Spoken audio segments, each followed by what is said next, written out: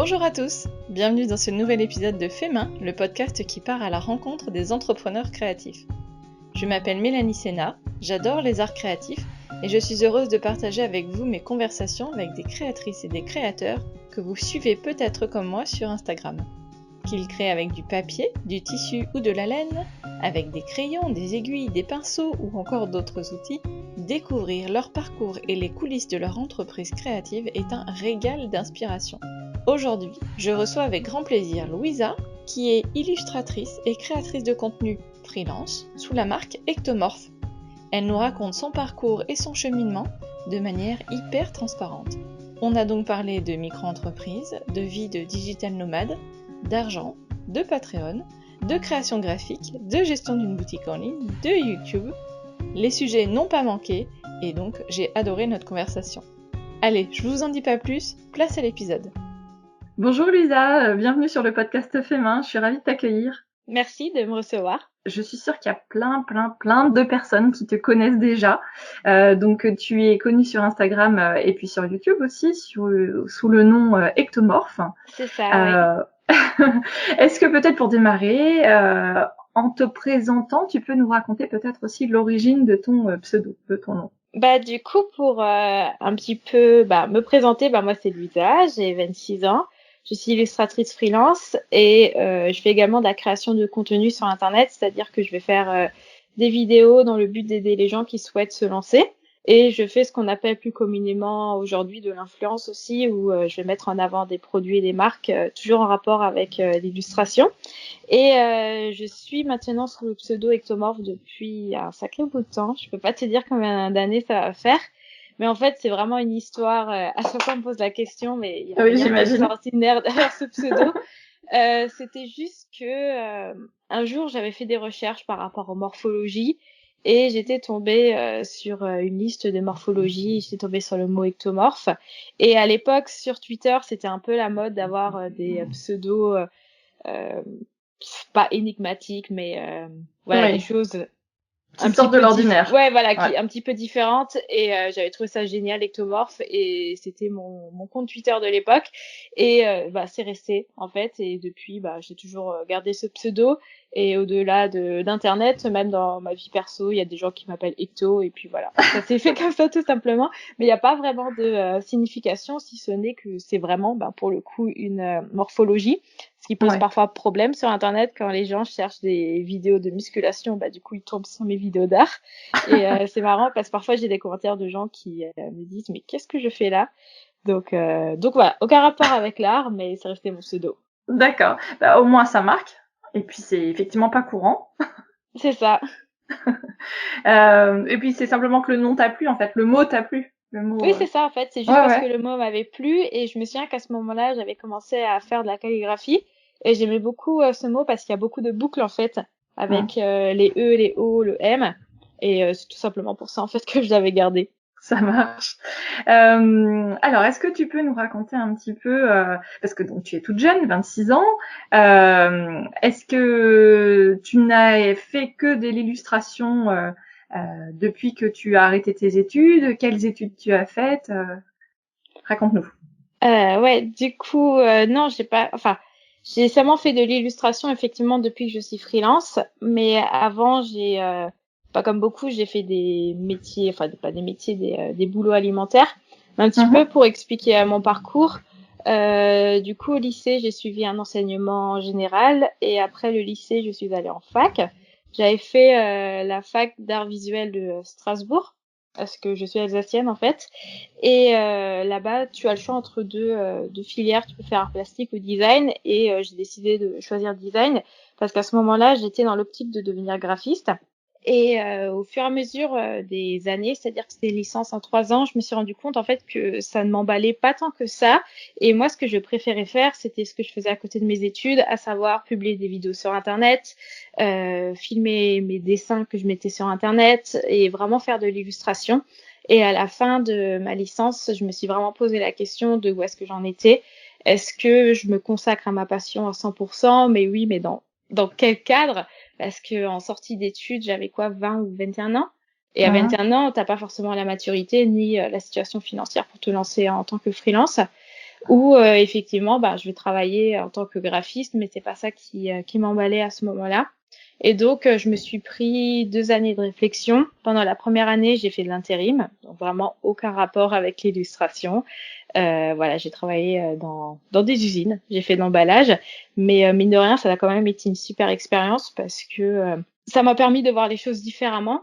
Ouais. Et c'est sûr que voilà, j'ai pas appris un nouveau métier, je me suis pas dit j'ai envie de faire ça, mais ça m'a permis de voir en fait qu'il y a des gens qui travaillent différemment et que on a tous des visions de la vie qui sont différentes.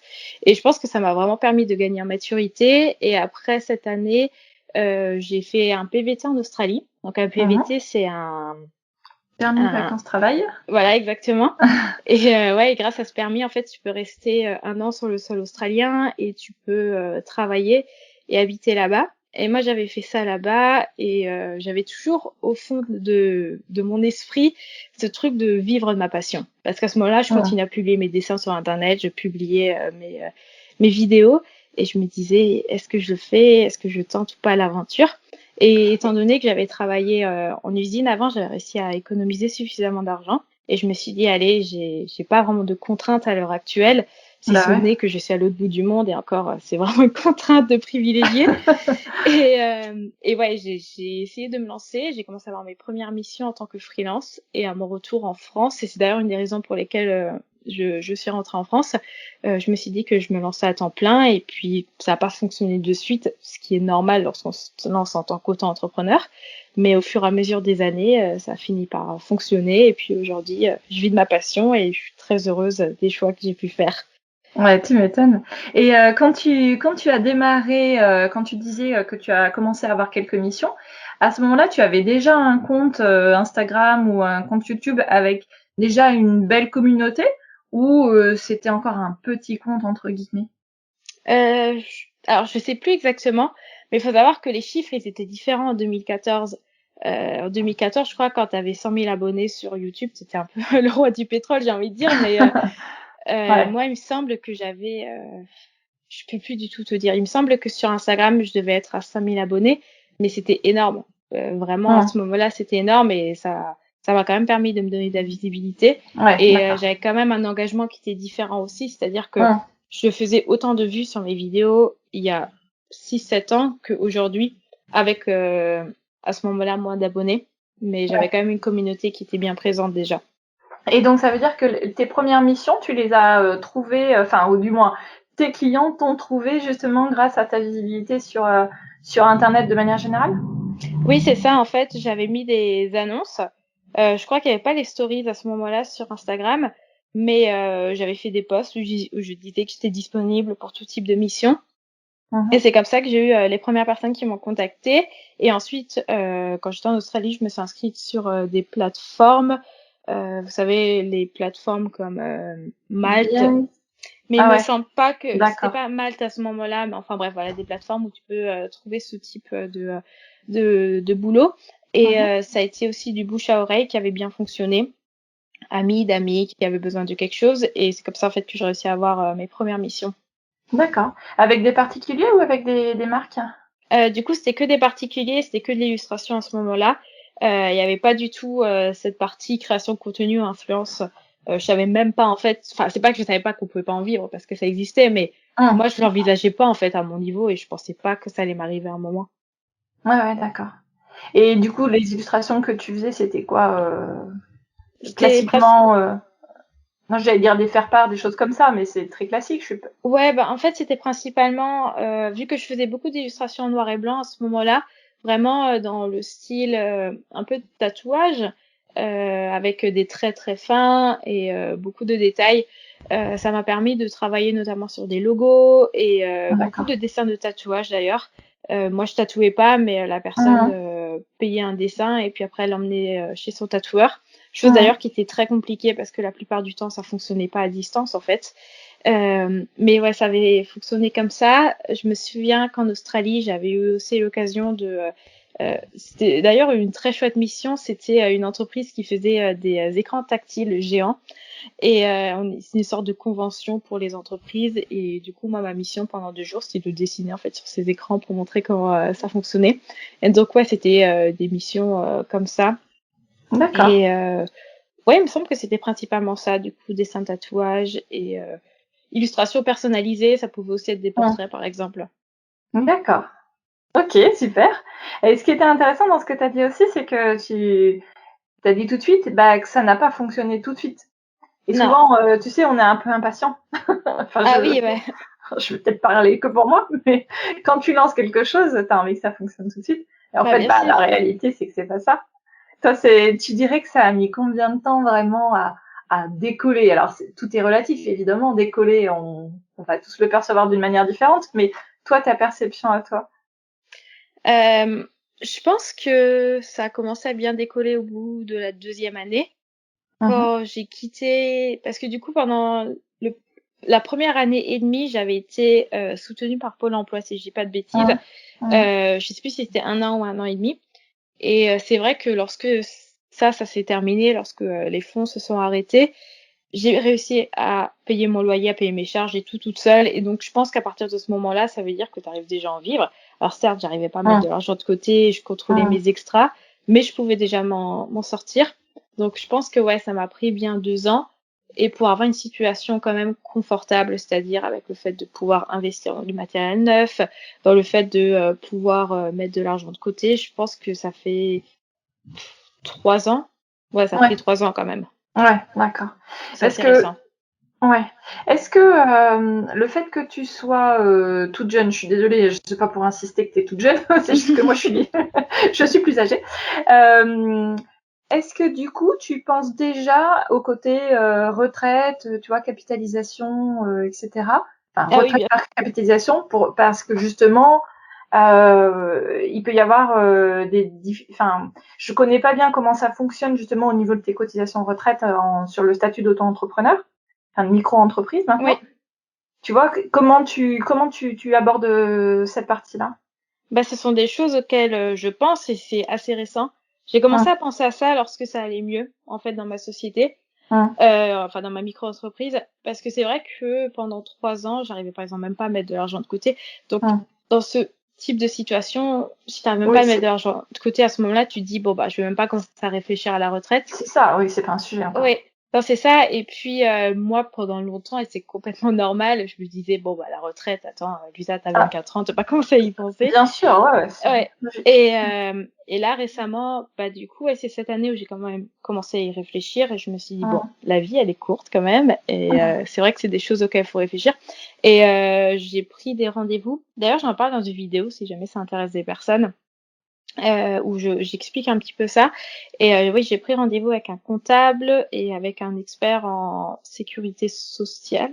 Ouais, hum. c'est pas sécurité sociale, c'est les En avantages sociaux, en prévoyance. fait. Ouais, exact, voilà. Hum, Et, et on a pu faire le point. Mais c'est vrai qu'il faut quand même prendre conscience de ça. Et justement, j'en parlais dans la vidéo. L'auto-entrepreneuriat, c'est génial sur plein de points et je dirais jamais assez. Mais c'est quand même précaire sur d'autres. hum. Et il faut être conscient de ça. Et c'est d'ailleurs une des raisons pour lesquelles je voulais aussi changer de statut parce que je me suis dit un jour, je veux pas me retrouver avec, avec peu d'argent. Déjà, en tant que salarié, c'est compliqué d'avoir une retraite décente. Donc, en tant que micro-entrepreneur, il faut effectivement bien se renseigner en avance et le plus tôt possible, c'est le mieux, en fait. Hum, c'est ça. Oui, et comme tu le soulignes, effectivement, tu vois, moi je suis salariée, Ouais, on me fait miroiter une retraite, mais c'est évident que dans 20 ans, ouais, c'est ça, allez, un peu plus, 23 ouais. ans, 24 ans, évidemment, il y a personne qui sait dire si on aura vraiment une retraite en tant que Bah oui, c'est salarié. sûr, ouais. Donc, ouais, il y a un côté on est un petit peu plus rassuré, mais en même temps, on n'en sait rien. Donc, ouais.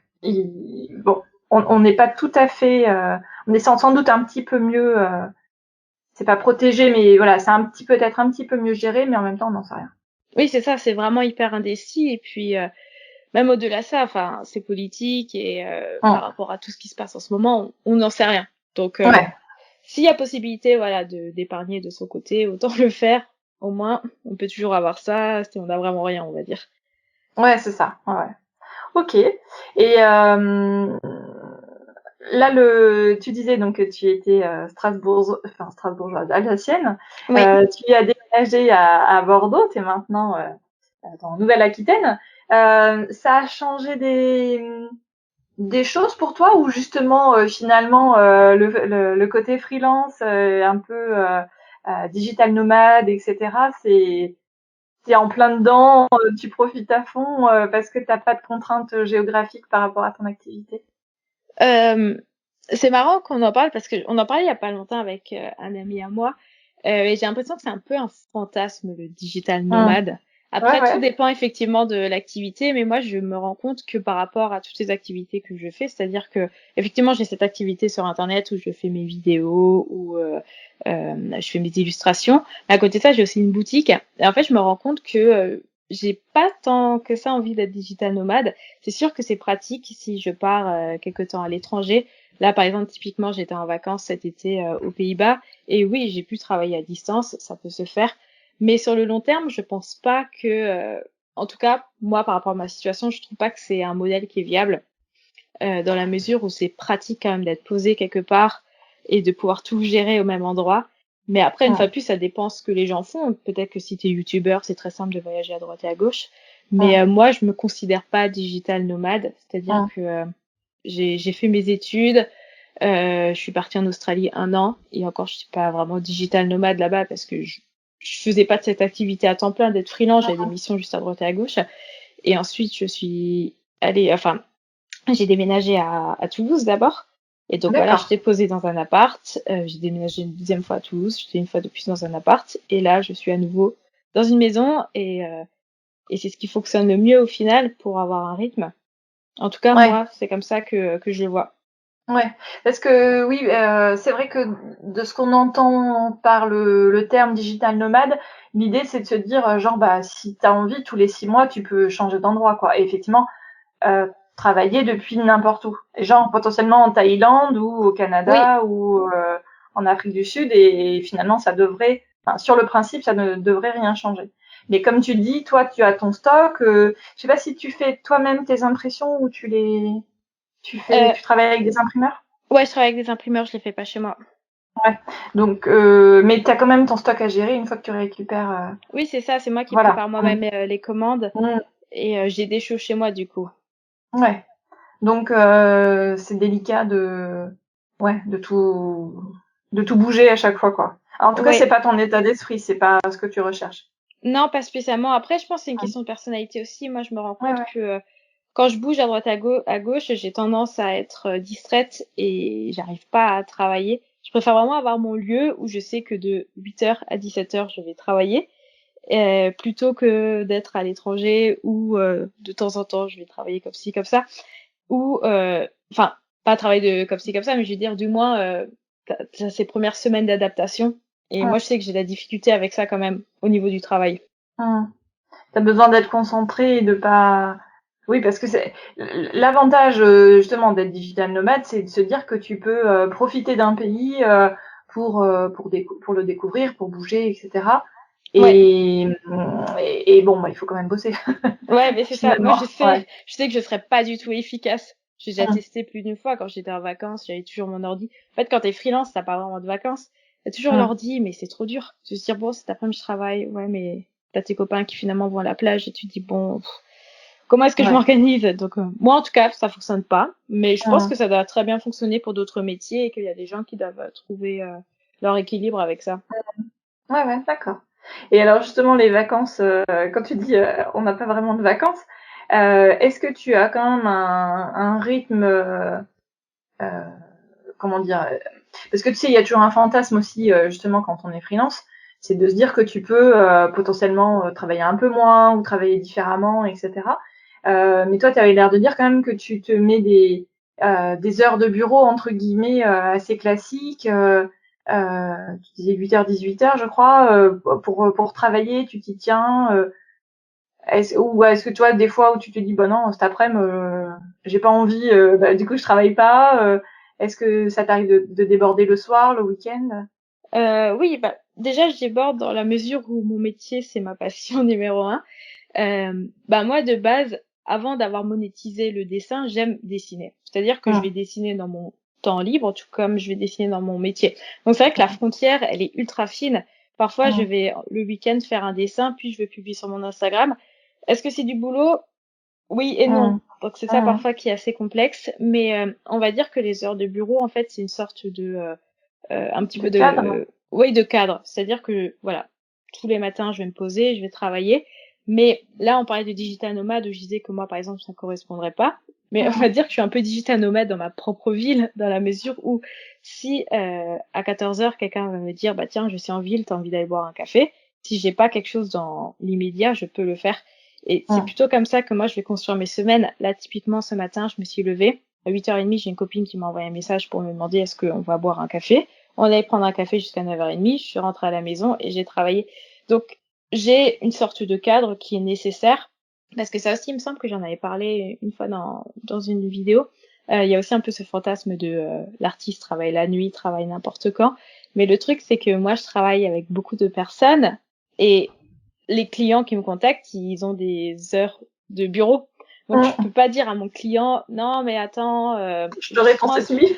je suis trop inspirée entre minuit et 2 heures. Bah non, ça se passe pas comme ça en fait. Peut-être que ça fonctionne avec d'autres personnes, mais moi en tout cas, je vois que bah voilà, les agences elles sont ouvertes à telle ou telle heure, donc il Mmh. faut vraiment que je me cale là-dessus. Mais Mmh. après effectivement, je peux me donner plus de liberté ou si j'ai envie d'aller faire une course l'après-midi, je peux la faire. Ou si je veux me Ouais. prendre un jour off pendant la semaine, je peux le faire. Et ça, c'est quand même beaucoup plus pratique. Ouais. Et dans la réalité, tu le fais ou pas?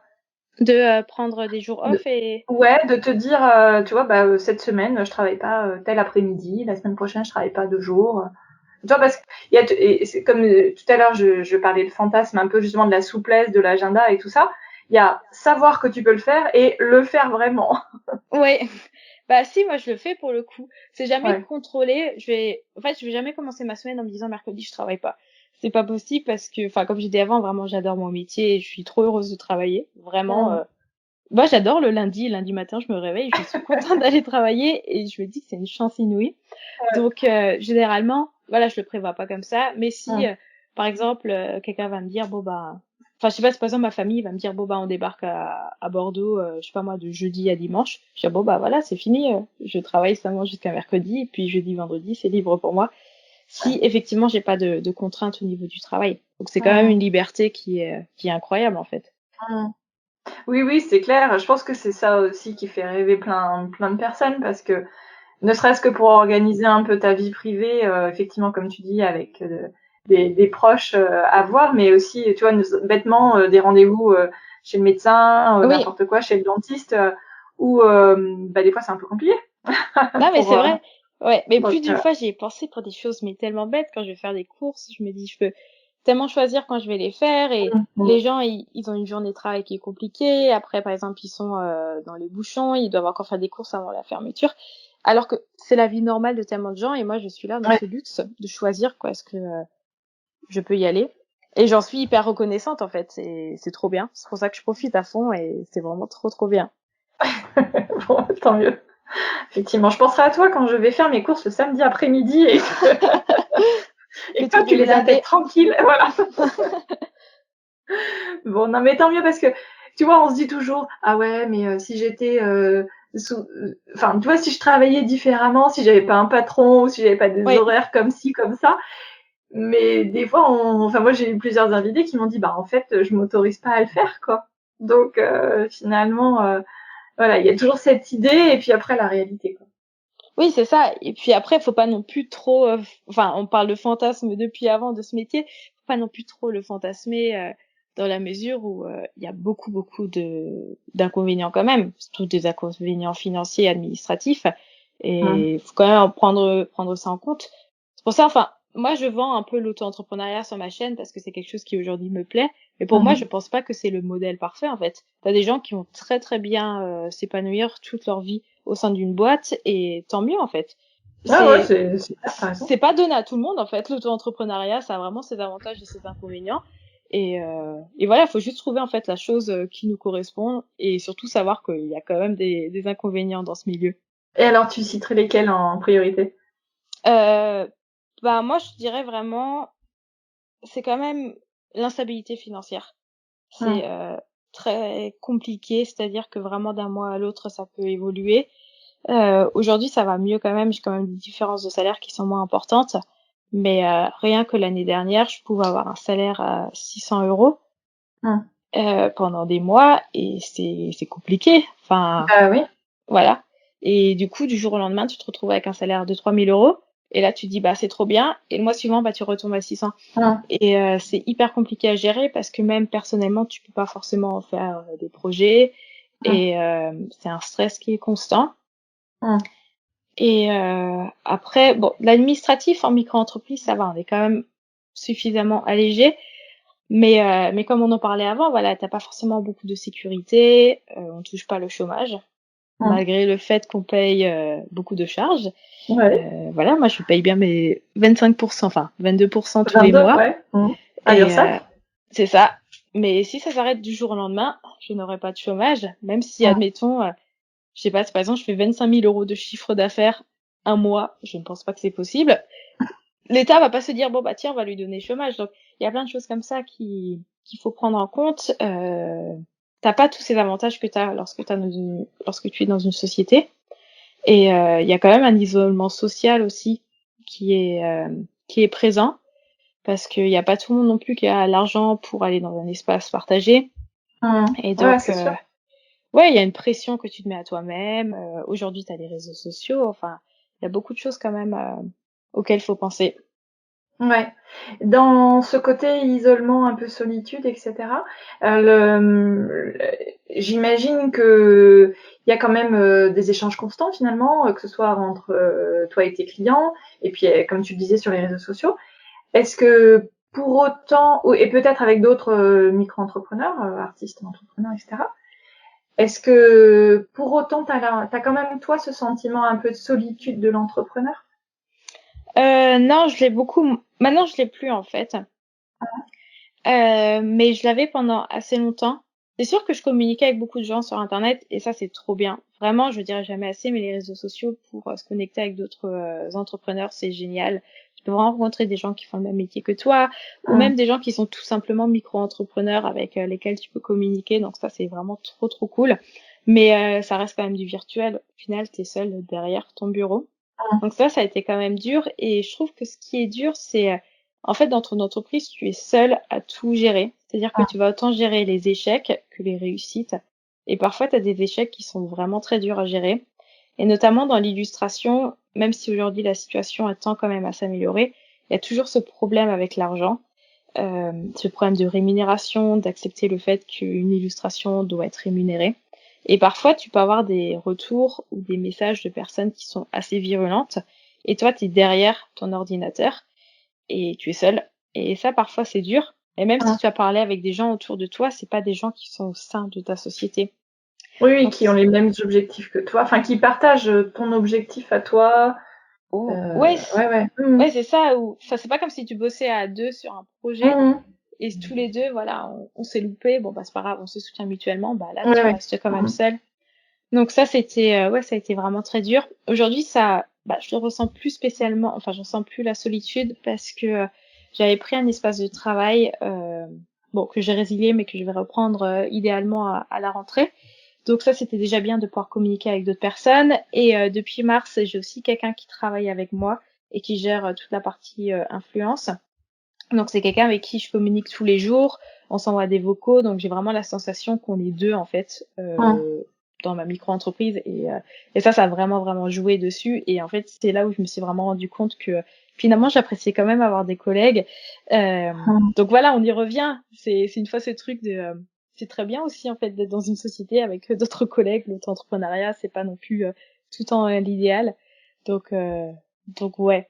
Finalement, aujourd'hui, j'ai quand même réussi à trouver des solutions et je me rends compte que j'aime bien quand même les gens, en fait. D'accord.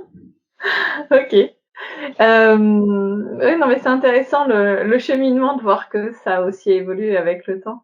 Oui, Parce que, ouais, encore une fois, des fois, on peut se dire: «Ah bah, ça sera toujours comme ça, ce truc-là sera toujours comme ça et cetera, ça changera jamais». Parce qu'en plus, la micro-entreprise est pas vraiment faite pour justement travailler à plusieurs. Parce que euh, comme tu peux pas déduire de charges et cetera, bah ouais, il me semble, de toute façon, qu'en micro-entreprise, tu peux pas être à deux. T'es obligé de oui, faire une SARL dans tous les cas. mmh, ouais, ouais, ouais.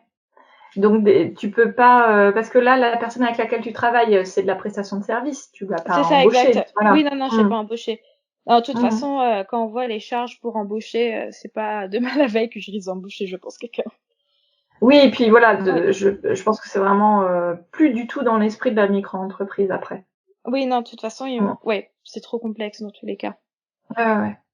Bon, donc en tout cas, tu peux quand même te faire aider et avoir un peu ce sentiment de pouvoir un peu la machine à café, C'est ça, exact. voilà, discuter un Ouais. peu aussi de manière informelle. Ouais, ouais. Et Oui, c'est et une personne puis, pardon, pardon, c'est une vas-y. personne qui travaille avec toi à distance. Elle est pas à Bordeaux.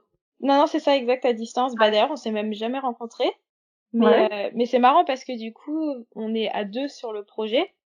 Et c'est trop bien parce qu'on peut vraiment discuter ensemble. S'il y a quelque chose qui s'est bien ou mal passé, on peut discuter et échanger ensemble à deux, chose que tu peux pas faire en fait quand t'es tout seul. Et Oui, en fait, il y a personne pour te challenger quand tu es tout seul, nécessairement. oui, c'est Donc en ça, fait, exact. tu peux pas confronter les idées, dire bah tiens ça te plaît, qu'est-ce que t'en Ouais. penses? Ouais. Et même les mauvaises expériences, parce que c'est normal, on a des mauvaises expériences.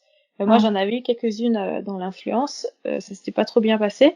Et du coup, bah, je me suis retrouvée un peu, bah, t'es un peu bête derrière ton ordi toute seule et tu dis bon, bah voilà, j'ai fait ça pour ça Ouais. Et là, tu discutes avec quelqu'un d'autre et tu dis ah ça j'ai pas aimé et puis enfin c'est trop bien. Oui, parce que du coup C'est tu un peux vrai échange. débriefer. Ouais. Exact. Ouais c'est ça. Et alors justement sur un peu ce sujet de l'influence, alors je sais pas si tu peux nous parler des expériences bonnes ou moins bonnes. Qu'est-ce que comment tu vois les choses toi? Parce que tu parlais aussi de la question de la rémunération pour ton travail d'illustration. Ouais. Est-ce que c'est les mêmes combats finalement côté influence? J'imagine que oui, c'est pas forcément toujours évident de trouver les bons tarifs, les bonnes propositions. Comment ça se passe?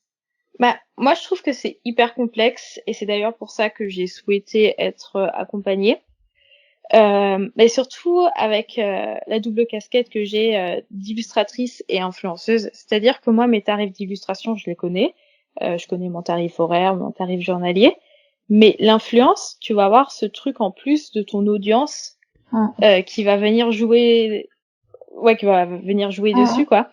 Et parfois c'est complexe, c'est-à-dire que parfois les gens ils vont te demander, enfin ils vont te dire voilà on te rémunère tant et tant par rapport à ton nombre d'abonnés, mais pas par exemple par rapport au nombre d'heures que tu vas passer sur le travail fourni.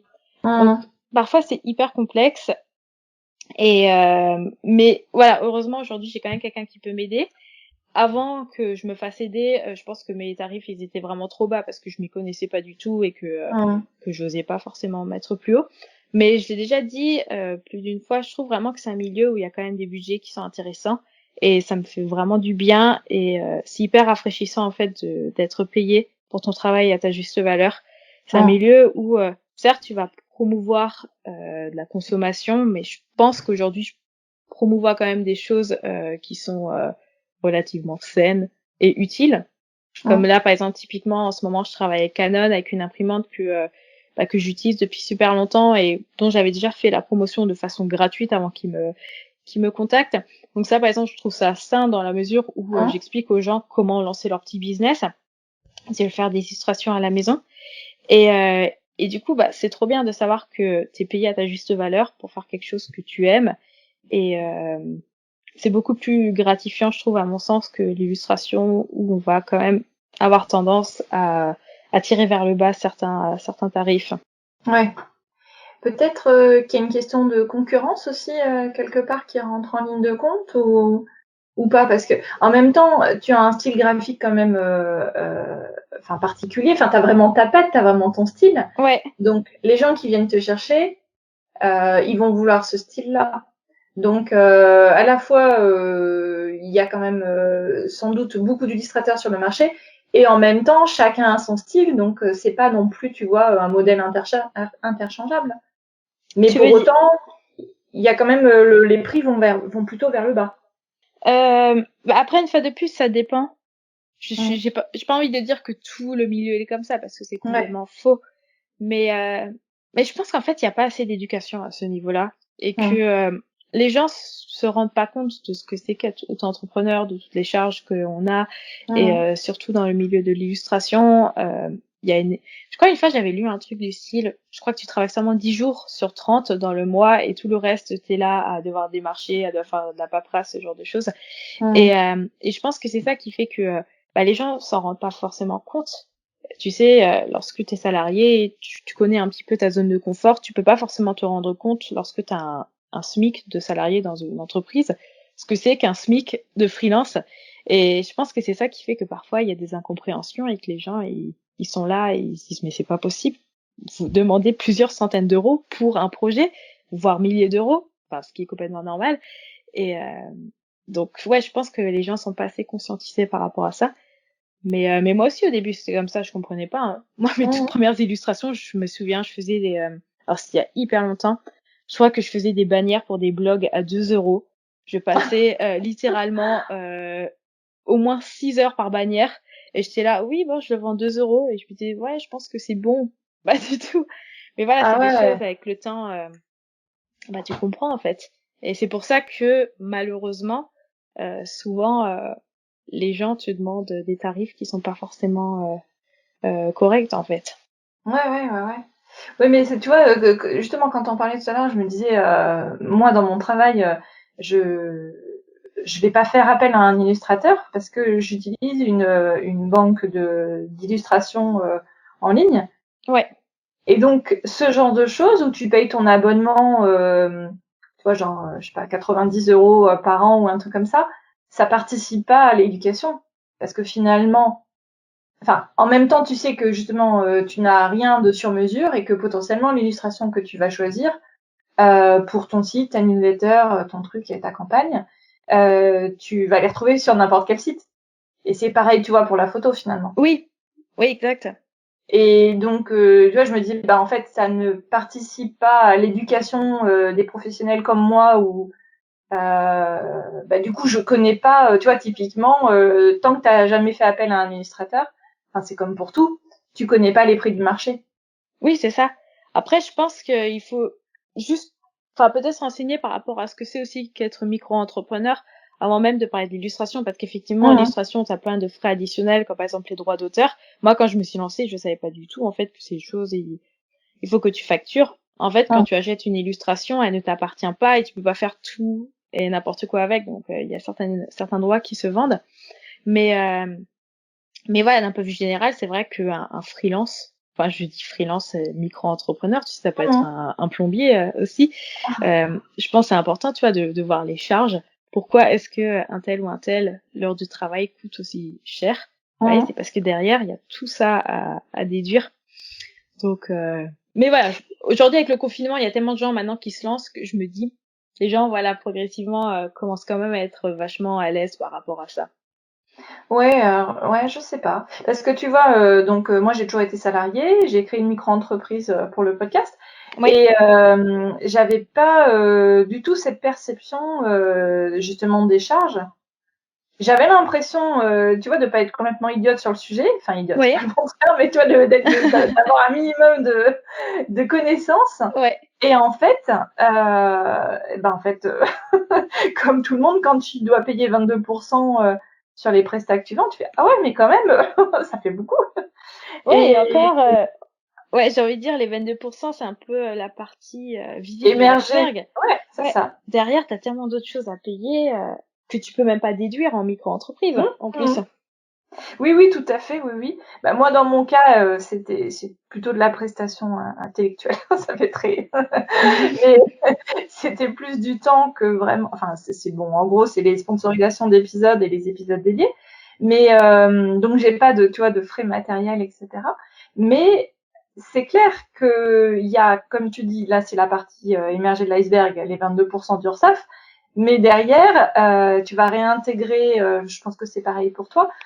Quoi que toi, c'est ton activité principale, donc je sais pas comment ça fonctionne, mais tes impôts sur le revenu, tu vas réintégrer cet argent aussi que tu as gagné. Tu vas déclarer ton chiffre d'affaires encaissé. Alors il y a des abattements, tout ça, mais ça se réintègre donc au niveau de l'impôt sur le revenu. Et puis potentiellement, si tu fais plus de 5 000 euros de chiffre d'affaires, donc ce qui est plutôt la tendance pour les gens qui font ça à temps plein, Et c'est ce que je leur souhaite, parce que ça fait pas beaucoup sinon. Mais 5 000 € après, t'as la CFE à payer. Ouais. Et qui coûte déjà, de mémoire, je crois que c'est entre 500 et 1 000 €, mais ça dépend de ton lieu de résidence. Ouais, c'est ça dépend, ouais, d'une région, ouais. Ouais. Donc, si tu fais 5 500 € de chiffre d'affaires, t'es un peu, en gros, les 500 balles de plus, tu t'as bossé pour rien. C'est des choses dont tu n'as pas connaissance tant que tu n'y as pas été confronté. Oui, c'est ça. Et tous les frais matériels qui sont indispensables, En plus. les logiciels, le matériel qu'on va utiliser tous les jours et qui effectivement va aussi s'abîmer, qu'il va falloir changer. Enfin, Oui, ça voilà, coûte cher exact. d'être freelance, mine de rien. Oui, c'est ça. Effectivement, moi, c'est du matériel que j'ai déjà, donc c'est pour ça que je l'incluais pas. Mais t'as raison, il faut penser à ce qu'on appelle en compta l'amortissement de ton ordinateur, Ouais, effectivement. Bon, les logiciels maintenant, ça fonctionne beaucoup par abonnement, donc c'est un peu moins vrai. ouais. Mais ouais, c'est clair. Mais ouais, je sais pas si encore en entreprise, tu vois, on est très sensibilisé à ça, parce que tu vois, typiquement. Moi, j'ai commencé justement à solliciter des influenceurs, des créateurs de contenu pour le travail. Ouais, Et entre le budget que toi, tu considères être le bon, et puis la réalité, tu dis, ah ouais, en fait, je me suis bien plantée. ouais. Et alors que tu vois, je pensais déjà avoir prévu une enveloppe correcte. Et finalement, non. Donc, et ouais. Et tu vois, j'avais pas l'impression d'être trop niaise quand même sur le sujet. Après, Donc, je pense que l'influence, c'est encore différent. Parce que c'est quand même encore d'autres budgets et il y a d'autres choses qui rentrent en compte.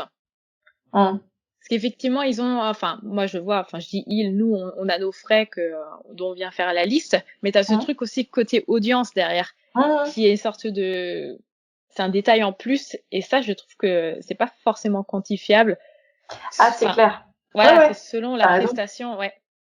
Donc ça, Oui, oui. effectivement, je pense que c'est hyper compliqué. Tu sais, même moi qui est dans ce milieu, ça m'a pris mais au moins 2-3 ans pour comprendre mes tarifs, et même encore aujourd'hui.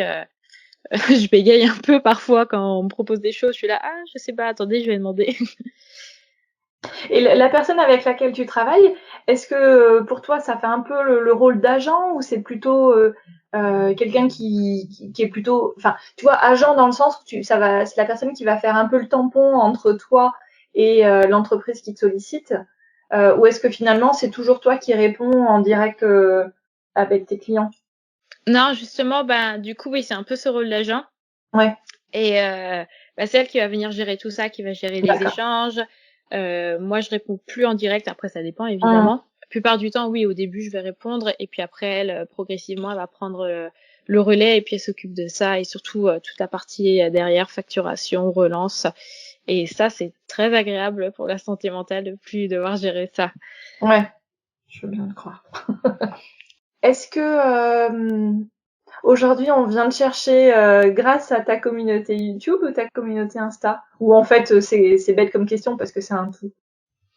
Je pense que c'est un tout en vrai. Hein. Ouais, je pense qu'en vrai, ouais, c'est un tout. Et Que non, j'allais dire quand on te demande justement, par exemple avec les imprimantes Canon, on attend de toi que tu publies sur tous les supports. pas nécessairement. En fait, ça, D'accord, on se met en accord avec le client. Ça va d'accord. vraiment dépendre en fait de la plateforme et de ce que on veut proposer. Parce Hum, qu'évidemment, il y a aussi d'autres tarifs entre faire une vidéo où je vais passer 4 jours de montage et faire, je sais pas moi, par exemple, un réel qui va seulement me prendre quelques minutes dans le meilleur des cas. hum. La plupart du temps, ça prend quand même du temps parce que c'est vrai que moi, j'aime Hum. bien rajouter des illustrations sur ce que je produis et avoir un vrai travail derrière. Donc non, forcément, ouais, les budgets sont complètement différents. Et Ouais, c'est pour ça, il faut vraiment se mettre d'accord avec la personne et puis voir en fait ce qui est le plus cohérent.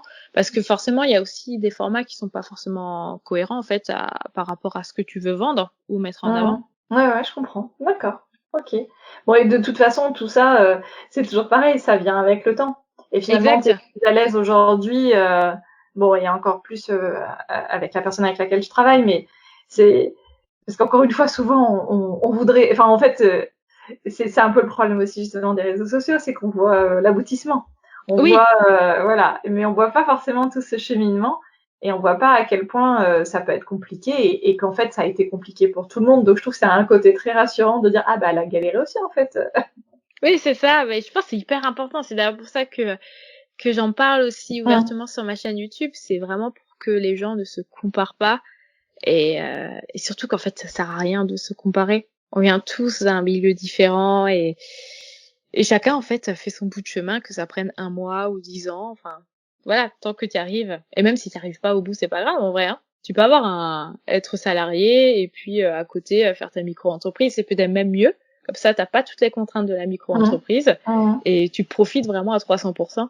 Et moi, je me suis toujours dit, le jour où ça s'arrête, où ça fonctionne moins bien, ben, je prendrai un boulot dans une boîte et comme ça, je profiterai à 100% de ma micro-entreprise à côté. Ouais, d'accord. Et aujourd'hui, de gérer ta boutique en ligne à côté justement avec les expéditions à gérer, Ouais. ça t'amuse toujours autant? Alors si tant est que ça t'a amusé à un moment donné, mais tu vois le côté justement un peu exaltant d'avoir des commandes qui arrivent, tu vois genre la nuit, en fait t'as rien fait et t'as des Ouais. commandes qui arrivent. Bah si, là, c'est toujours trop bien quand il y a la notification. Non, en vrai, je suis toujours trop contente et j'aime trop parce que je trouve que c'est le seul vrai contact que j'ai avec les gens qui me suivent sur les réseaux.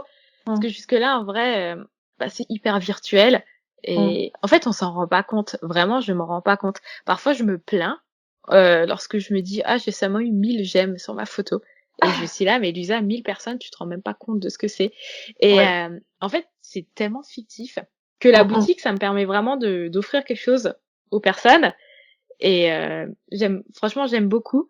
Le seul truc, c'est que c'est quand même beaucoup de stress et c'est vraiment une gestion qui est assez intense. En termes de Euh, logistique.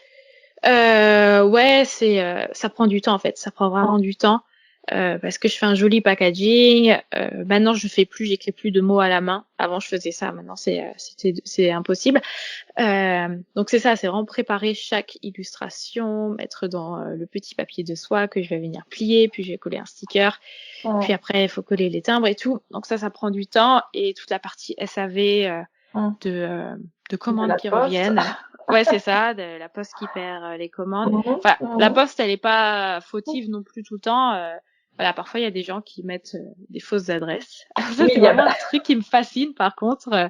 Comment est-ce qu'on peut se tromper sur son adresse? Et donc voilà, il y a plein de petites choses comme ça à gérer. En faisant deux trucs en même temps, à mon avis, on peut Oui, arriver peut-être, ouais. à se planter. Mais oui, oui, c'est vrai qu'on voit souvent ça sur Insta.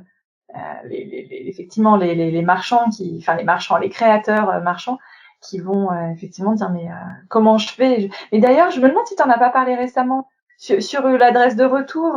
C'est Ah pas oui, toi qui en exact, ouais. parlais? Ouais, parce que effectivement, tu expliquais que tu mettais pas ta vraie adresse. Non, C'est ça? bah, ouais, c'est ça pour l'adresse de retour. Hum, En vrai, je sais pas qui me suit. Je pense pas que j'ai des gens cinglés qui me suivent, mais on sait jamais.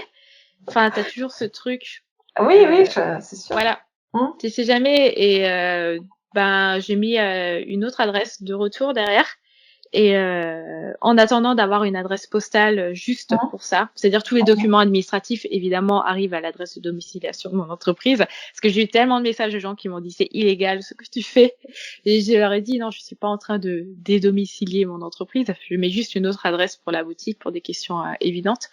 Et du coup ouais, c'est une gestion en plus parce qu'en plus de ça c'est quelqu'un d'autre qui les récupère, hum. donc beaucoup de travail. Mais après, ça fait partie du jeu, une fois de plus. Si tout se passait bien, on ne pourrait pas s'améliorer, je pense. C'est tellement bien dit. Et pas, ah putain, ça fait chier quand même. Oui, c'est ça. Ouais, ça c'est. Bon, rassure-nous, t'as pris vachement de distance par rapport à ça, mais il y a quand même des fois où tu dis, ah putain, ça fait chier. Ah oui, bien sûr, il y a des choses qui m'énervent. Des fois, je suis tellement énervée, ou même, enfin, des fois, j'ai des messages qui m'énervent.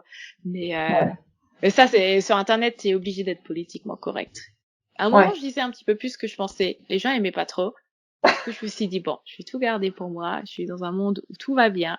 Je suis dans un monde où même si dans ma vidéo, je dis 17 fois le modèle de mon iPad et qu'on me pose encore la question, je souris et je le redis une nouvelle fois. Tu sais que j'y ai pensé parce que tout à l'heure, je me suis dit, bon, il faut que je lui demande un peu son équipement. Ah oui, Mais oui, enfin, je sais que quand je vois tes stories ou tes posts, effectivement, ça fait partie des questions. Mais c'est vrai que quelque part, on peut pas en vouloir aux gens parce qu'on est tellement habitué à ce qu'on nous serve des choses sur un plateau d'argent que du coup, les gens ne prennent pas la peine de chercher.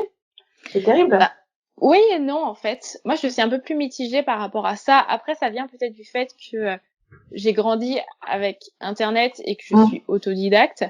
Et peut-être que ça vient du fait que c'est tout bête, hein, mais je commence à travailler hyper jeune pour gagner mes premiers salaires et tout. Du coup, j'ai toujours eu ce truc de faut chercher, faut se débrouiller. Mais c'est vrai que parfois, j'ai quand même de la difficulté à comprendre que des gens, pour eux, il faut que ce soit fait de suite et aussi facilement. Il y a des gens qui vont m'envoyer un message pour que limite je fasse, enfin je caricature, mais limite que je fasse les démarches pour eux pour être auto-entrepreneur. Et c'est ça parfois que j'ai du mal à comprendre en fait. À quel moment les gens n'ont même plus la décence d'aller faire leurs propres recherches par eux-mêmes et se disent il y a des gens qui vont bosser pour moi. Et ça, je me demande si au final c'est réservé à Internet ou si c'est juste peut-être le cheminement de certaines personnes. Donc j'essaie d'être tolérante effectivement au maximum, mais c'est vrai que parfois il y a quand même des comportements où j'ai du mal à comprendre. Oui, oui, non, mais c'est certain, c'est clair. Parce qu'en plus, justement, on a déjà le téléphone dans la main, donc on peut aussi arrêter Insta, passer sur Google et faire la recherche qui va bien, quoi. Oui, c'est ça, exact. C'est ouais. Bon, mais voilà, quand je dis que c'était légitime aussi, c'est que forcément, t'as des nouvelles personnes qui te suivent très Oui, bien régulièrement, sûr. et voilà, et elles n'ont pas encore vu l'information. Ah oui, oui, non, ouais, Voilà. Mais ouais, par sans doute rapport à que ça, tu complètement. l'as, Ouais. voilà, t'as sans doute une vidéo dans laquelle tu l'expliques. Comme tu l'as déjà expliqué 15 fois, tu as fait le boulot avant de l'expliquer une bonne fois pour toutes Ouais. quelque part, quoi. Oui, non, ça c'est pas du tout problématique. Au contraire, même moi, parfois, je suis des gens et j'ai pas de suite les infos. Ça, c'est, en vrai, il y a pas de souci. Si quelqu'un va m'envoyer un message pour me demander, on va parler de l'iPad parce que c'est vraiment la question qui revient le plus. Là où je trouve ça plus problématique, c'est dans du contenu où il y a les informations, en fait. Et parfois, je me pose la question de, est-ce que ce que je fais, en fait, ça sert à quelque chose? Tu sais, lorsque tu vas faire une vidéo qui va te prendre, je sais pas moi, une journée de montage où tu vas expliquer comment tu réalises une illustration de A à Z sur ton iPad. Et lorsque tu vois que le premier commentaire, c'est «Salut, c'est quoi le modèle?» Là, j'ai beau vouloir être tolérante, j'arrive pas, en fait, à comprendre. Ouais, bah ouais. Et là, tu te demandes, mais en fait, est-ce que j'ai vraiment une utilité à travers ce que je fais? Et des fois, ça me fait me remettre en question quand même. Donc ça, évidemment, j'ai moins de tolérance, mais les gens qui débarquent, bah, c'est complètement normal. Et même les gens qui sont là depuis longtemps et qui ont loupé l'info, il n'y a pas de souci. D'ailleurs, souvent, les gens, ils s'excusent par rapport à ça, en mode, «Salut Lisa, je suis vraiment désolée, j'ai regardé toutes tes vidéos.» Et je me dis, oh mon Dieu, j'ai vraiment tellement rabâché les gens. Je suis pas non plus si méchante que ça. Non, mais après, effectivement, je pense que c'est une question de gens. Enfin, voilà, tu vas avoir, comme dans la vraie vie et partout, tu vas avoir des gens un peu, je sais pas comment les qualifier, j'ai pas envie de dire con, mais voilà, des gens qui vont pas prendre la peine de chercher un peu, et puis Ouais. effectivement, t'as 90 ou 95% des gens qui vont être hyper bienveillants et sympas et tout ça. Et après, tant mieux. Moi, je préfère ça. Je préfère des gens qui me demandent, quel modèle mon iPad alors que j'ai fait une vidéo dessus plutôt que des insultes. Toi, en vrai, c'est pas de la Oui, à malveillance, hein, choisir, oui, c'est sûr. voilà, c'est juste pénible, on va dire. C'est clair. Alors, raconte-nous, quel est... Non, tu vas plutôt nous dire, au lieu de nous dire ton équipement, tu vas nous dire, voilà, j'ai fait une vidéo à peu près dans telle période et qui Ah, s'appelle comme ça. j'ai une story à la une sur mon Instagram que Ah, j'ai fait la semaine dernière en plus. voilà, où tu racontes un peu ton équipement Ouais, et c'est tout ça, ça. du début. Et j'ai bien insisté d'ailleurs sur les débuts aussi, Oui, ce que pour tu avais que acheté en reconditionné au départ, c'est ça? ouais, même encore aujourd'hui, j'achète en Ouais, reconditionné. d'accord. Mais c'est surtout pour dire que on n'a pas besoin d'investir au début des sommes astronomiques. Moi, en fait, au début, j'avais un ordinateur qui date de 2008, que j'ai acheté à 400 € sur eBay, et j'avais une petite tablette graphique que j'ai acheté 50 € et je crois que j'ai travaillé dessus pendant 7 ans. Sur la Ouais. fin, c'était infernal, mais ça a très bien fonctionné, et aujourd'hui, j'ai les moyens de mettre 1000 € dans un iPad, ce qui est très bien aussi. Mais voilà, c'est pas nécessaire en fait. Au début, il faut vraiment se débrouiller avec ce qu'on a. Et de toute façon, c'est pas ça qui va faire le talent en fait. T'auras beau avoir le dernier appareil photo, si tu sais pas proposer ton image, ça servira à rien. Donc ouais, j'ai une story à la une et je pense que je vais faire un article public peut-être sur Patreon. Comme ça, vous pourrez avoir accès à tout. Ça marche. Ah bah alors justement, tu me fais une super transition avec Patreon. Qu'est-ce que t'en penses comment t'es venue l'idée de le mettre, l'idée ou le besoin, l'envie de t'y mettre, de lancer ton compte? En fait, Patreon, je connais la plateforme depuis des années. C'était une illustratrice qui en avait parlé. Alors, je me souviens, j'étais à la fac, du coup, ça devait être en 2015, 2016. Ouais, j'aurais pas pensé que c'était ça. Ouais, c'est assez vieux comme plateforme, enfin vieux. Voilà, c'est quand même une plateforme nouvelle. Oui, du coup, en fait, c'est une plateforme dont j'ai entendu depuis super longtemps. Et c'est vrai que dans le milieu anglo-saxon, c'était vraiment très assez, enfin pas commun, mais en tout cas, c'était normal pour un illustrateur ou une illustratrice d'avoir un Patreon. Et alors moi, j'ai ouvert mon Patreon en 2018. C'est vrai qu'au début, voilà, je vivais pas de ma passion et je me suis dit que c'était peut-être un bon moyen en fait de me générer des revenus en plus. Et c'est comme ça en fait que je suis arrivée sur la plateforme et puis ça a bien évolué au fur et à mesure.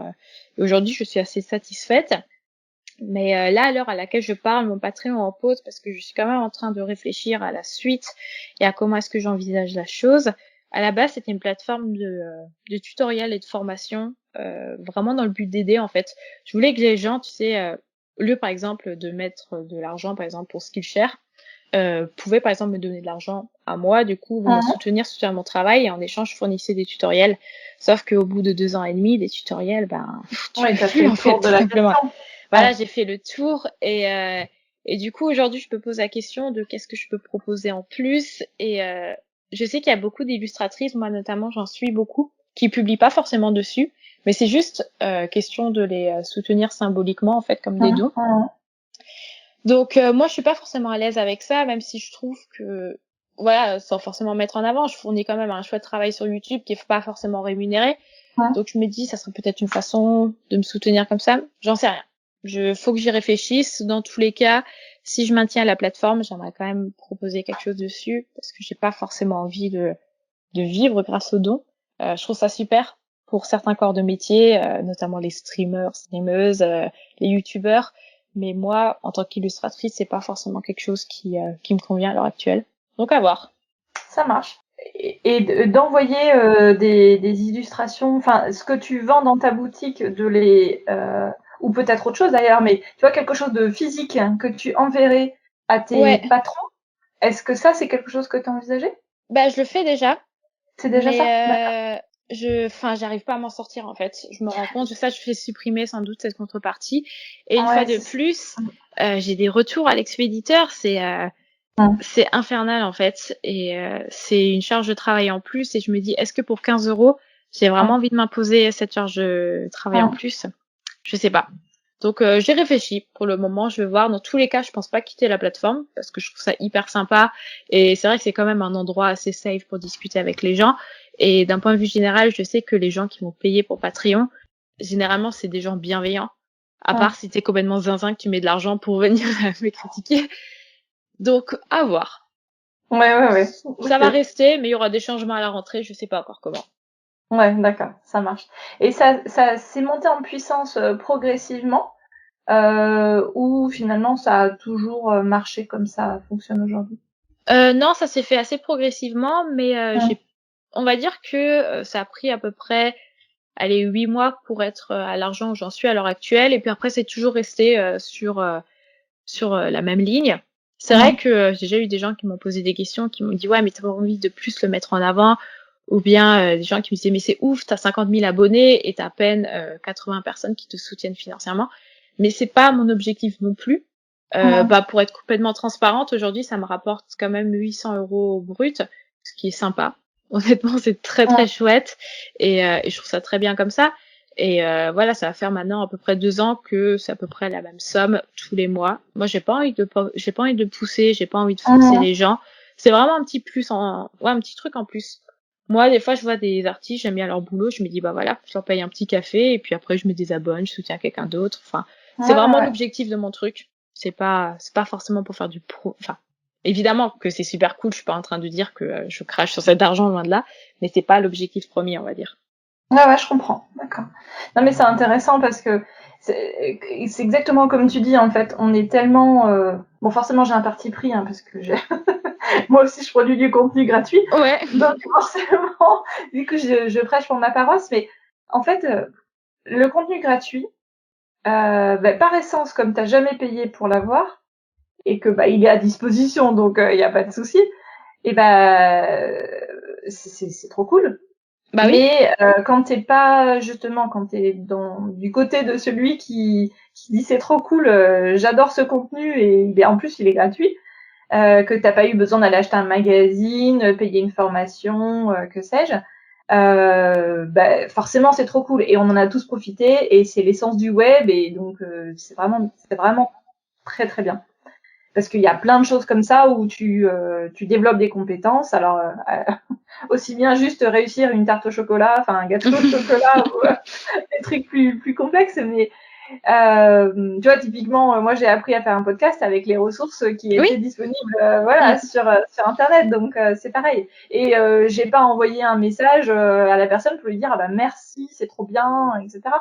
Et donc tu vois, on est pareil, éduqué comme ça, en disant on profite entre guillemets, c'est pas tellement beau, mais c'est pas bien dit, mais on est content de trouver tout ce contenu gratuit. Ouais. Et quand tu passes de l'autre côté, tu vois que produire tout ce contenu, mais ça te prend un temps tellement infini. Ah bah bien sûr. Alors t'es content de le faire, hein, sinon tu t'arrêtes et puis tu passes à autre chose. Mais comme tu dis, d'avoir ce soutien, de se dire il y a des personnes qui croient suffisamment en moi pour me donner. Donc moi, c'est sur Tipeee, c'est pas sur Patreon. Ouais. Et des personnes qui aiment suffisamment mon travail pour aller me donner, je sais pas, 1 euro, 2 euros, 5 euros, 10 euros. Là, le plus que j'ai eu, c'est 30 euros. Ah, c'est beaucoup, ouais. Oui, alors, par contre, c'est du one shot. Hein. Ouais. La plupart du temps, c'est du one shot, mais j'ai quand même des personnes qui effectivement ont pris l'option don mensuel et qui, pareil, que tu peux arrêter quand tu veux. Moi, j'ai pas de contrepartie physique, mais parce que comme toi, je pense que c'est pas gérable. Ouais. Tout ça pour dire que je pense que c'est quelque chose à considérer, que les créateurs, alors je parle pour moi, mais évidemment c'est valable pour tout le monde et c'est pas que pour moi que je parle. Mais voilà, je pense qu'il faut quand même qu'on réfléchisse un peu à ce qu'on veut aussi trouver sur Internet et que si on veut pas être gavé de pubs de partout, il faut aussi peut-être accepter que c'est une petite contrepartie et de donner 5 euros, en fait, ça changera rien pour notre budget, mais que c'est un super acte de soutien Oui, pour exact. pour les créateurs que tu aimes, quoi. Voilà. Oui. Et je trouve que c'est beaucoup plus, enfin, c'est mieux accepté, je trouve, à l'heure actuelle, de soutenir un créateur. Il y a quelques Oui. années, quand YouTube, quand c'était un peu l'expansion de YouTube, c'était pas aussi normal, même les placements de produits, les tout premiers, les gens, ils critiquaient. Aujourd'hui, c'est normal, il y a même des youtubeuses, où les gens leur disent en commentaire, mais franchement, vas-y, fais des placements de produits, tant que nous, on continue à avoir des vidéos, fais-le. Et je trouve ça génial, tu vois. Même Patreon, je n'ai jamais eu une seule critique au sujet de Patreon. Alors que je me suis dit, bon, toujours le cliché du français qui critique l'argent. Après, ça, je sais pas si c'est que les Français. Je pense que c'est un peu tout le monde de toute façon. Mais non, j'ai jamais eu une seule critique et je pense qu'aujourd'hui c'est devenu normal et parce que les créateurs de contenu en parlent de plus en plus. Oui, c'est certain. Mais c'est vrai, je pense quand même que c'est pareil, j'en sais rien en fait, hein, si c'est français ou pas. Mais tu vois, j'ai le sentiment qu'un Américain, il te dirait, tu vois, tu viens exactement de prouver l'inverse parce que t'es française et donc tu nous as dit Mais tu vois, on a souvent le sentiment que les Américains, c'est justement une fierté de dire, tu vois, j'ai 800 euros tous les mois et tu vois, je me dis effectivement moi en bonne française, c'est pas que t'es pas une bonne française, mais Oui. typiquement, voilà, moi je me dis, tu vois, je serais un peu gênée de dire combien Tipeee me rapporte tous les mois. Mais en même temps, je me dis, c'est idiot parce que, mais toi, c'est pas tellement pour se vanter parce qu'en l'occurrence, donc je vais le dire parce que en fait pour moi, j'ai pas de tabou par rapport à l'argent. Je crois que je dois avoir 40 euros mensuels aujourd'hui. évidemment, ça grossit avec le temps. Bon, très très lentement, mais ça grossit avec le temps. Et puis je sais pas, enfin globalement à peu près, je dois être à entre 60 et 80 euros par mois de tips. Voilà, évidemment, ça varie selon les mois, etc. Mais tu vois, comme moi, j'ai pas tellement de tabou par rapport à l'argent, mais en même temps, t'as pas envie d'étaler un peu ça parce que tu sais pas comment les gens vont le percevoir. Oui, exact. Donc, tu vois, il y a à la fois est-ce que c'est français ou pas? Bon, en fait, on n'en sait rien. Je pense que c'est surtout les gens. Et il y a, même si, tu vois, nous, on est prête à le dire, il y a la manière dont les personnes vont recevoir cette information. Oui, C'est toujours problématique. Enfin, c'est toujours le problème avec l'argent. C'est toujours un peu ça. Tu vois, ça revient un petit peu à la question, bah, est-ce que tu en vis? Ouais. Bah en fait, tout dépend de ce que tu imagines derrière en vivre. Qu'est-ce que tu veux dire derrière? Est-ce que tu en vis? Quelqu'un qui gagne 1500 euros, si tu lui dis, bah oui, je gagne 2500 euros tous les mois, enfin, et puis bon, tu nous as dit que évidemment c'était pas tous les mois, c'était pas linéaire, etc. Donc quelqu'un à qui tu vas dire, bah je gagne 2005, la personne va dire, ah bah ça va, tu vois, genre c'est énorme. Ouais. Et quelqu'un qui va gagner 3005, il va dire, bah en fait non, t'en vis pas. Bah... Oui, c'est ça, c'est hyper subjectif au final. Ah ouais, c'est clair. Bon bref. On va pas faire 3 heures autour de l'argent, mais c'est vrai que c'est toujours hyper délicat et j'ai le sentiment que la conclusion de tout ça, c'est de dire, bah de toute façon, il faut tester, il faut se lancer, voir ce que ça peut donner, et puis bah, bien sûr, ouais. et est-ce que c'est suffisant ou pas? Mais encore une fois, c'est une question hyper personnelle, quoi. Oui, c'est comme les personnes qui me demandent, il faut avoir combien de côté pour se lancer. Mais ça dépend de tellement de choses. Il y a des gens qui, enfin, c'est bête ce que je veux dire, mais il y a des gens, ils vont faire des courses pour 400 euros le mois, et t'as d'autres qui vont se débrouiller avec 20 euros la semaine. Enfin, t'as tellement de choses comme ça qui font que t'as pas de revenu universel, en fait. Enfin, on a mis en place le SMIC qui nous permet peut-être un peu de se placer, mais une fois de plus, t'as des gens qui vont réussir à mettre 600 euros de côté avec un SMIC, je sais pas comment ils font, et des gens qui n'arrivent pas à en vivre comme je pense la plupart des Français, tu vois. Oui, et puis les contextes sont très différents parce qu'effectivement, il y a ce que tu dis déjà sur les dépenses, et puis après, est-ce que tu as une charge de famille ou pas? Oui. Est-ce que tu es seule dans ton foyer? Ou forcément, ça change tout en fait. Ouais, c'est ça, complètement, ouais. Bon. Allez, on ferme la parenthèse de l'argent. Mais en tout cas, c'est intéressant ce retour sur Patreon. Je pense que, comme tu dis, on va sans doute dans le bon sens, et les gens sont de plus en plus ouverts sur le sujet. Ils comprennent bien que c'est soit la pub qui rémunère le travail de création de contenu, hein, typiquement la télé, hein, ça fonctionne uniquement sur ça. Ouais. Hein, on paye pas la télé, on paye la redevance, mais c'est pas, ça finance pas la télé en réalité. Enfin, ça finance une toute petite partie de la télé. Mais donc c'est bien la pub qui fait fonctionner tout ça, quoi. Donc, et après, si on veut pas avoir de la pub sans arrêt, bah, il faut forcément qu'il y ait quelqu'un qui rémunère le travail derrière, quoi. Mais bien sûr, ouais. Bon. Alors, on a parlé un petit peu de ta pratique. Enfin, non, pas beaucoup encore de ta pratique. On a juste dit quelques mots sur ton équipement. Est-ce que tu peux nous dire peut-être, est-ce qu'il y a des choses en particulier que je sais pas, des missions sur lesquelles tu t'es vraiment éclatée, soit dans l'influence, soit dans l'illustration, qu'est-ce que tu aimes le plus faire, voilà, qu'est-ce que vraiment au niveau de ta pratique créative? Au niveau de la pratique créative, je dirais que c'est quand même l'influence, parce que on te laisse quand même vraiment page blanche en fait. Genre vraiment c'est trop bien. Effectivement t'as un brief à respecter, mais après c'est généralement un brief assez classique, pas de propos problématiques, pas de référence au Covid, enfin voilà, des choses dans ce genre. Mais voilà, si par exemple je vais mettre en avant un produit, je peux concrètement faire ce que je veux avec l'illustration. Dans la mesure du respectable, bien évidemment.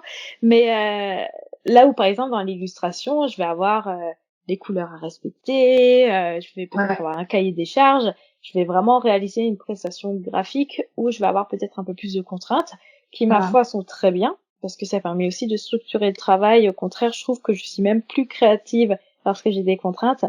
Mais c'est vrai que l'influence, ben, je fais ce que je veux, façon de parler.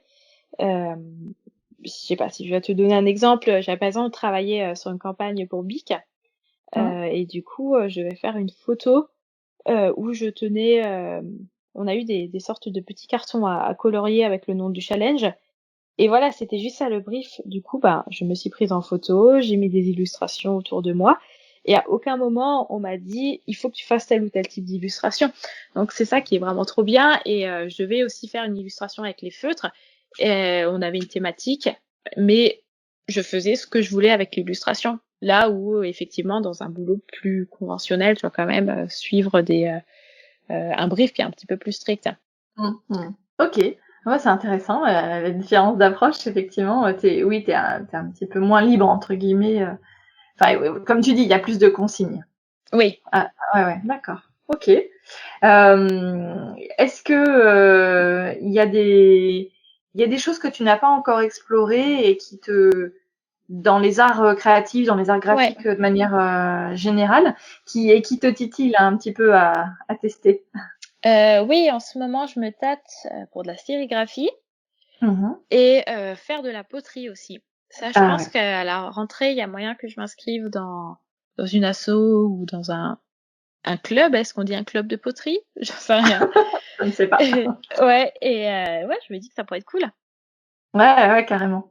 Bah l'épisode que je vais bientôt monter et qui sera le prochain, enfin donc avant le tien, juste avant le tien, c'est avec les petites porcelaines qui est potière à Valoris dans le sud de la France. Elle fait des poteries magnifiques. Voilà, moi j'adore. C'est hyper neuf, tu vois, c'est pas un peu la poterie à l'ancienne, etc. Donc c'est hyper sympa. Et oui, ça donne assez envie aussi, ouais, je trouve. Ouais. Ouais, il y a vraiment le contact avec la matière qui doit être assez sympa. Ouais, ça a l'air assez satisfaisant quand je regarde des vidéos sur internet, mais compliqué en même temps quand même. Ah oui, bah pour après tu peux aussi faire du modelage, t'es pas obligé de faire le tournage avec le tour qui a l'air bien galère quand évidemment tu sais pas encore en faire. Ouais. Mais ouais, d'accord, cool. Et après, typiquement, donc toi tu dessines sur ta tablette. Tu dessines encore, j'imagine, à la main, à l'ancienne entre guillemets. Ouais, beaucoup de peinture, ouais. Ouais, d'accord, ça marche. Et dans la peinture, t'as un peu tout testé ou je sais pas, typiquement, est-ce que l'aquarelle, tu t'en fais aussi ou c'est plus Bah j'en faisais avant. Je faisais beaucoup d'aquarelle quand je faisais des portraits ou je peignais des fleurs.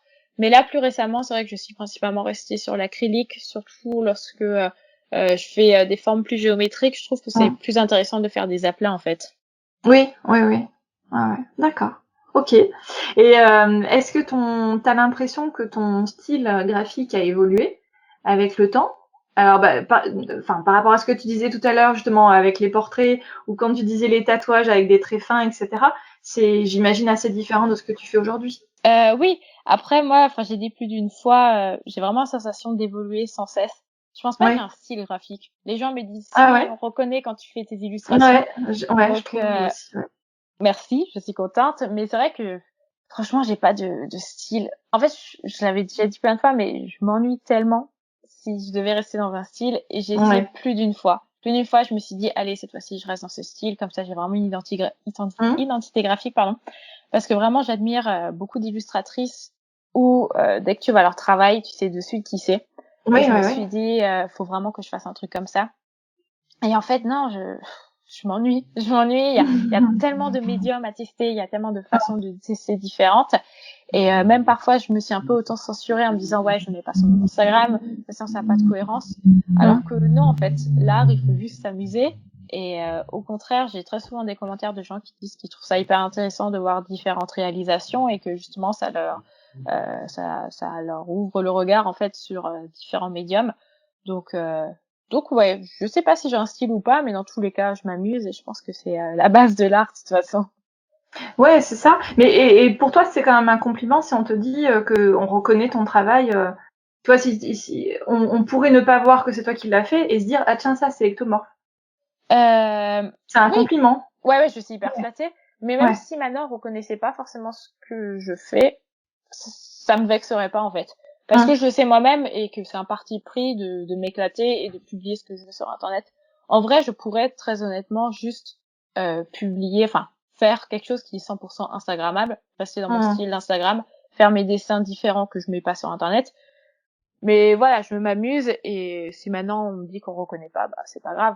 On m'a déjà dit aussi, mais en vrai c'est pas vraiment une critique, donc ça va quoi. Non, oui, tant qu'on te dit bah c'est vraiment moche. Ouais, voilà.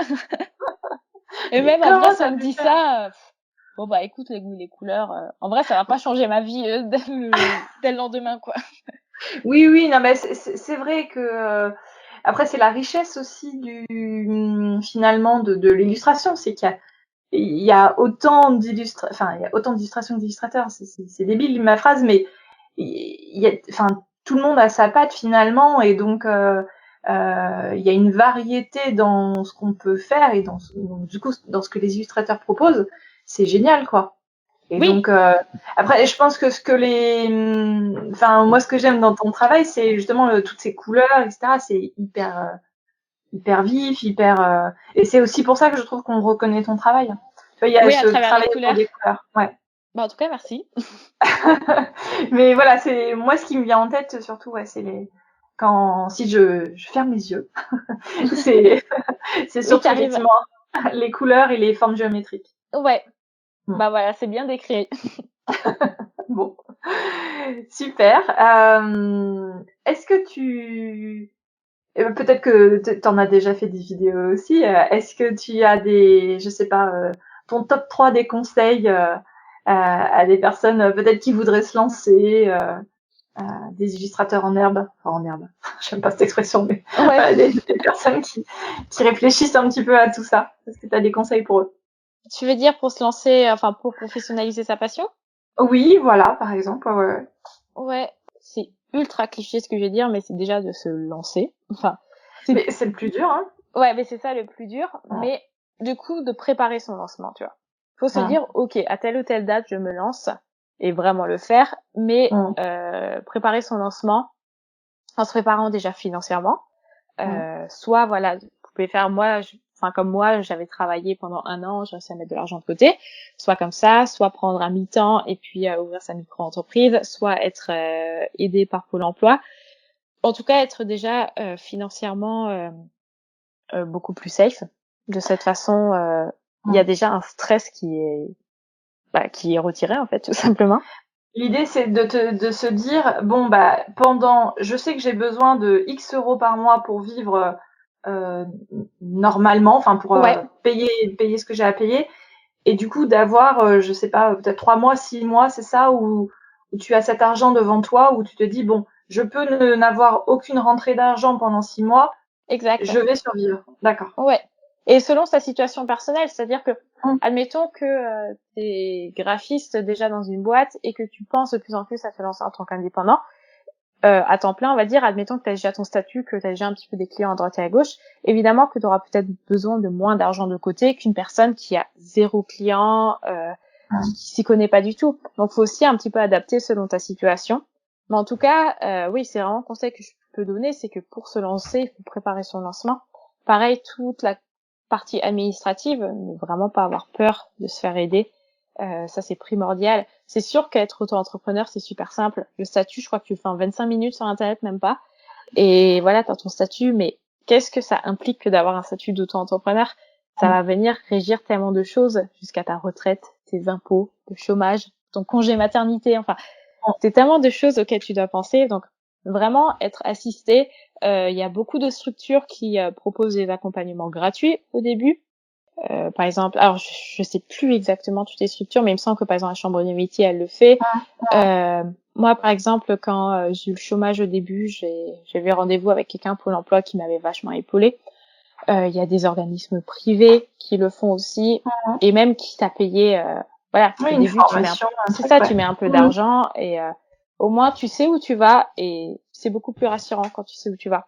Donc comme ça, si t'as toutes les clés, il y a plus qu'à se lancer. Tu te donnes ta date. Je sais pas, tu te dis ok, dans 3 mois je me lance. Donc du coup je me donne 3 mois pour me préparer et à partir du moment que t'as tout ce qu'il faut, y a pas de raison que ça se passe pas bien. Et puis quand même se dire que ça va prendre un petit peu de temps. Oui, bien sûr, ouais. Ouais. Ne pas se dire tout de suite, bon, bah, pas de souci, le premier mois, 2000 € de chiffre d'affaires. Ouais, non, du tout. Bah, c'est pour ça qu'il faut se préparer financièrement, vraiment, en fait. Oui. Jusqu'au bout. C'est pas juste la théorie, c'est. C'est ça. Donc, ça prend du temps. Et si, je rajouterais quand même de se préparer mentalement à devoir gérer beaucoup de choses. Parce que la santé mentale est quand même mise à rude épreuve, surtout au début. Et de savoir, en fait, que chaque échec va te permettre de t'améliorer et qu'au début, tu vas... En fait, j'ai beaucoup de conseils quand même. Mais c'est une bonne idée de vidéo, ça, je vais me le noter après. Mais en tout cas, que au début, tu vas avoir des échecs et qui sont primordiaux pour t'améliorer. Et c'est ça le plus dur, c'est que la première année, ça va être erreur sur erreur. Et t'es obligé de passer par là. Donc voilà. Ouais. J'aime bien t'es obligé de passer par là. Oui, c'est ça, ouais. C'est pas grave, tu vas y passer, mais c'est pour ton bien, en fait, quelque part. Exact. Ouais, ok. Top conseil. Il y a une question que j'aime bien aussi, que je pose régulièrement et je l'appelle toujours un peu ma question un peu concon, mais que j'aime bien quand même. Tu vas sur une île déserte, tu prends quoi? En gros, c'est quoi tes indispensables, quoi, pour être bien? Ah, waouh, je m'attendais pas à cette question. Je pensais vraiment à un truc d'auto-entrepreneuriat. Qu'est-ce que je pourrais prendre sur une île déserte? Genre ta tablette, un téléphone, Je du pense en vrai chocolat, ma un livre. tablette pour dessiner Ouais. et regarder The Office. Voilà. Je passerai mes meilleures vacances sur mon île. Ok. Et pas de nourriture? En tant que végétarienne, je pense que je chasserais. Non, en vrai, je me débrouillerais. Je pense que j'ai regardé assez d'émissions pour réussir à attraper des noix de coco quelque part. Ok. Bon, donc t'emportes un canif, un truc, enfin un canif. Il y a encore un canif? Un canif, ouais, si, ouais, je pense. Un couteau pour les récupérer et les ouvrir. Ah, non, Voilà, exactement. Ouais, ok. Ça marche. Je dis ça, je survivrai ça très certainement pas longtemps, je serai en train de pleurer. Oui, non, mais bon, c'est purement théorique, hein, ça ne va pas nous arriver. On va Espérons. pas se retrouver sur l'île de Lost. Ok, ça marche. Et alors, pour conclure, c'est pareil, c'est une question un peu traditionnelle. De quoi tu es la plus fière, Louisa? En vrai, de tout ce que j'ai créé, et surtout aujourd'hui, c'est la création de ma société. C'est-à-dire que j'ai quitté l'auto-entrepreneuriat, je suis plus micro-entrepreneur depuis aujourd'hui. Ah Et oui? ouais, donc c'est tout neuf. Et ça m'a fait quelque chose quand même de me Ouais. dire que waouh, j'ai tellement galéré au début et que j'ai tellement galéré, tout est relatif évidemment. Je veux dire, j'ai quand même été soutenue par Pôle emploi, donc voilà, il y a pire. Mais ouais, c'est une fierté de voir que je suis désormais dirigeante d'Ectomorph, donc c'est trop cool. Et c'est une nouvelle aventure qui s'annonce. Est-ce qu'il y a un côté un peu changer d'échelle, genre un peu jouer dans la cour des grands, entre guillemets? Enfin, est-ce que c'est la bonne formulation ou est-ce que non? Oh, oui et non en vrai. Je Ouais, pense que moi ça va rien changer, ça va juste changer administrativement. ouais. Et j'espère très sincèrement que j'ai fait le bon choix et que je vais pas perdre de l'argent. Mais non, enfin moi ça va, mon contenu et tout le reste va rester tel que c'est. Oui. C'est juste, je pense, administrativement, et peut-être que maintenant je pourrais un petit peu... ce sera plus cool lorsque les gens me demanderont ce que je fais dans la vie et qu'ils me diront « Ah, t'es micro-entrepreneur ?» Je pourrais dire « Non, je suis dirigeante d'une société. » Je pense que ce sera juste pour ça la vraie différence. En vrai, je sais pas si je joue dans la cour des grands. Je pense que j'aurais cette sensation peut-être de jouer dans la cour des grands le jour où peut-être j'embaucherai quelqu'un. Je pense que là, c'est un vrai tournant pour le coup. Ouais. Et ça fait partie de tes projets, de tes envies, de t'agrandir entre guillemets, justement d'aller un peu dans cette idée de croissance et justement d'avoir une équipe, etc. Oui et non. J'ai pour objectif effectivement peut-être de développer certaines choses qui sont déjà présentes, comme par exemple ma boutique. J'aimerais qu'elle prenne une plus grande place. Mais à l'heure actuelle, j'aime bien ce que je fais en solo, le fait de gérer ma chaîne YouTube, d'apporter des conseils. Je pense qu'aujourd'hui, ça me plaît de cette façon et que j'arrive pas à imaginer en fait un autre modèle où il y aurait d'autres personnes. Si maintenant j'embauche et j'agrandis, ça serait pour faire quoi? Aujourd'hui, je vois pas ce que je pourrais apporter de plus. Donc à part développer ce qui est déjà existant, à l'heure à laquelle je te parle, c'est pas dessus dans mes objectifs. Mais peut-être, pourquoi pas, peut-être que plus tard, j'aurai envie, je sais pas moi, de monter quelque chose d'autre et là, ce sera nécessaire. Ouais, d'accord. Ok, bon, bah ça marche, super. Eh ben écoute, on te souhaite encore de beaux projets. Merci. Là, il y a des choses cool qui arrivent dans les prochains mois d'ici la fin de l'année. Le calendrier de l'Avent, effectivement. Super. Qui est le projet le plus intense mentalement et physiquement de l'année. Et à part ça, non, il y aura très certainement des projets. Apparemment, dans l'influence, c'est le mois de septembre qui est le plus riche, la rentrée. Donc j'attends de voir ce que la vie me prépare. Et non, sinon non, j'ai pas spécialement de projet. J'aimerais bien continuer ma chaîne YouTube, plus à développer, surtout sur le côté entrepreneuriat et illustration, faire beaucoup plus de tutoriels.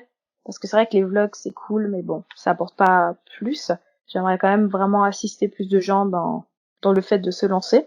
Donc ça va être ça, et puis le reste, ça va être ma boîte mail qui me le dira du coup. Ok, bon bah écoute, top, super. Bah, merci beaucoup pour tout ce temps que tu m'as accordé et puis de partager merci tout ça en toute transparence et authenticité. Donc c'est super sympa. Et puis évidemment, évidemment on te retrouve sur Insta, sur YouTube. Et voilà, puis on continue à suivre tes aventures. J'allais dire bordelaise, mais c'est plus d'illustration, oui, voilà, plus, voilà, que bordelaise. Mais voilà, moi j'aime bien savoir que tu es à Bordeaux, ça me plaît. J'aime la ville de Bordeaux, donc je trouve ça toujours cool. Ouais. Je vais publier un petit peu plus de stories alors de la ville. Ouais, oui, tu vois, ça change un peu. Je trouve que c'est sympa de voir autre chose en fait aussi que son quotidien et tout. Donc c'est cool. Toi autant là bon, je pense que toi on est mi-août, on sature peut-être un peu de plage et surtout quand on est rentré nous de congé, tu vois. Et surtout quand des gens comme moi n'y sont pas allés, moi je n'en peux plus en vrai. Donc voilà, donc un peu de ville, tout ça c'est plus c'est plus finalement notre quotidien à tous que la plage. Ouais. Super. Et ben écoute, merci encore Louisa et puis à très vite. Merci pour tout. À bientôt. Me revoici. Pour retrouver le travail de Louisa, c'est sur ectomorph.com et sur ses comptes Instagram et YouTube. Pour suivre les coulisses du podcast et mes réflexions autour de la création et de l'entrepreneuriat créatif, je vous donne rendez-vous sur Instagram. Mon compte est tout simplement Podcast Fait Main. Et si mon travail autour du podcast vous plaît, vous pouvez me soutenir en parlant du podcast autour de vous ou sur Instagram, en laissant une note et un commentaire sur votre appli de podcast, les fameuses 5 étoiles dont on vous parle tout le temps si vous écoutez d'autres podcasts. Et vous pouvez également me soutenir avec quelques euros sur Tipeee. Vous savez à quel point c'est important maintenant. N'oubliez pas que vous pouvez également laisser votre adresse email sur mon site podcastfaitmain.fr pour recevoir automatiquement un email à chaque publication d'épisode. Et comme je n'ai pas de jour de prédilection pour sortir les épisodes, cela vous permettra de ne pas en louper. Allez, à très vite et n'oubliez pas, prenez toujours du temps dans votre quotidien pour créer.